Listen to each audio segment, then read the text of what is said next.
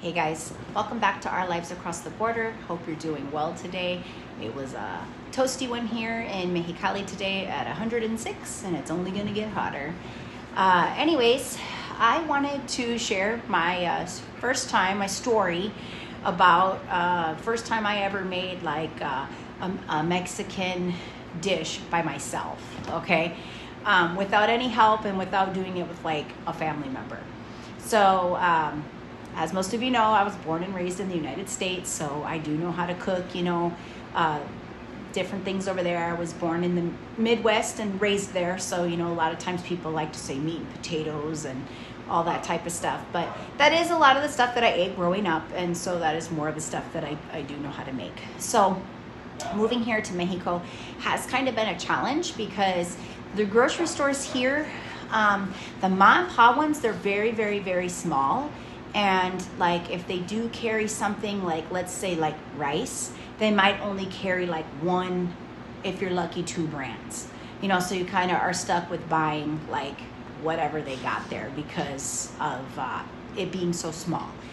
And that goes for like whatever they carry. But the grocery stores here are a lot smaller than ones in the United States, and they tend to sell obviously more of the stuff that you're going to put in a Mexican dish. So when you go like to the meat area, you're going to see a lot of the meats to make obviously in carne asada. You're going to see a lot of pork and a lot of the meats that go into pozole or menudo, like that type of stuff. And I don't know how to make any of that stuff. So I have seen some of it made by family, but actually like doing it myself, I've never done. I wish I could, but I'm just too scared, too nervous. So cooking stuff when I got here was kind of like, not a challenge, but kind of a challenge, because it's like I would see meat and it looks like this, but whatever it is in Spanish, so I would have to get out my phone and type in, what it was saying, and then try to translate it and try to figure out what type of meat it was and how I was going to use it.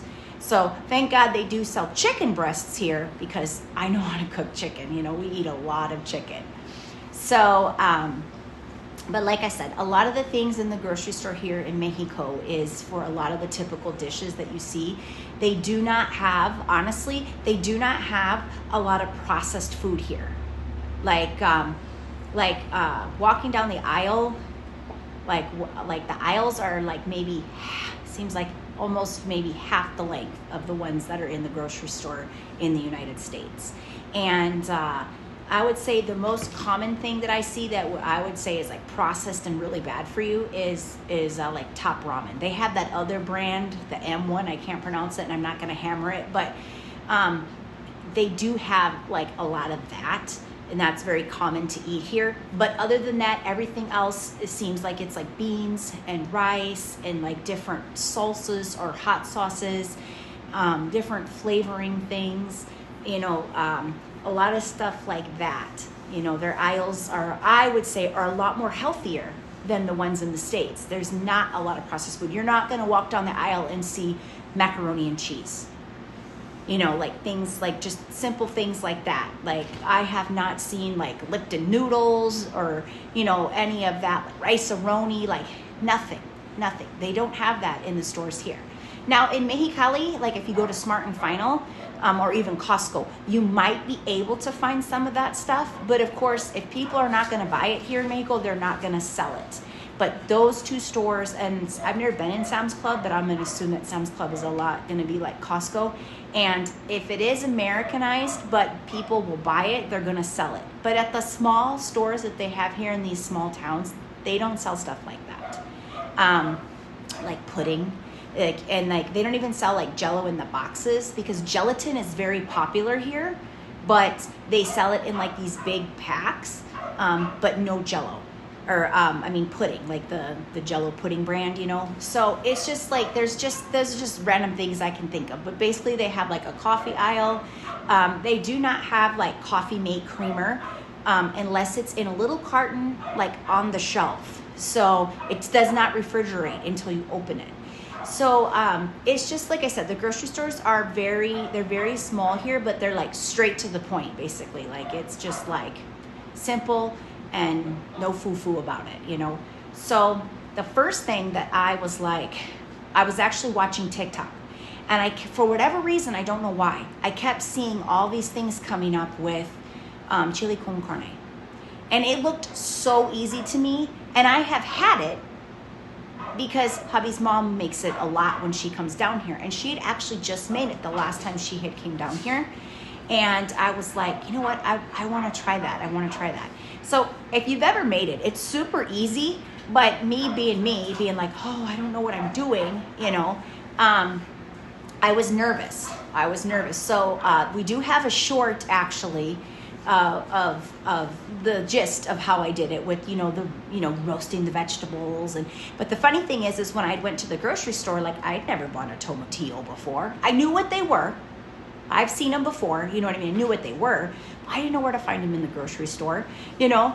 So, finding all the things and then, charring them and stuff and blending it up. And, it was kind of like a lot different than, meat and potatoes or pasta or whatever, And I was so nervous because the seasoning, like how it's supposed to taste. And of course, like one thing I've learned, because we use a lot of jalapenos in our dishes that we do cook here.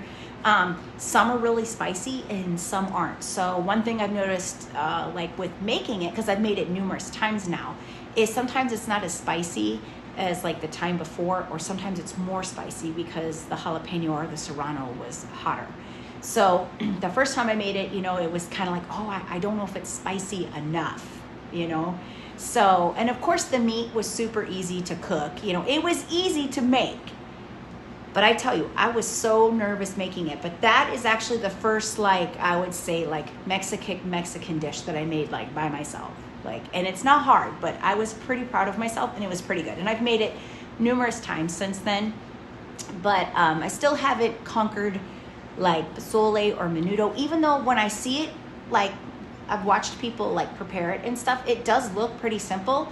I really think it's just all about the seasonings. But a lot of times, when I ask, well, with this or that, they're like, oh, I just eyeball it, And my mom does that too with her cooking. But when you're trying to cook something for the first time and you're cooking it for someone who's had it their whole life, eyeballing it just doesn't work for me. It makes me nervous, So, so hopefully I'll learn, I do make I'll make scrambled eggs with peppers and carne asada and onions and all that stuff, and to get it all spicy and stuff, but when it comes down to tamales or the authentic food that we all think of when we think of eating in Mexico, I have not conquered those yet. So fingers crossed, I will learn, or just jump into it and go for it. But I guess I'm one of those more nervous people where I'm always afraid I'm going to make a mistake. So especially with food, because that's a big pot of soup. If you, I call it soup, but they probably don't see it as a soup. I don't know. I'll have to ask. Anyways, that was random. But anyways, so that's the first thing I ever really made here. And I know it was simple, but I was pretty proud of myself. And I hope you guys have a great rest of your day. And like I said, please subscribe and please give me some ideas of things to talk about, because I know there's lots to share, but sometimes I just can't think of anything. So have a good night. Bye.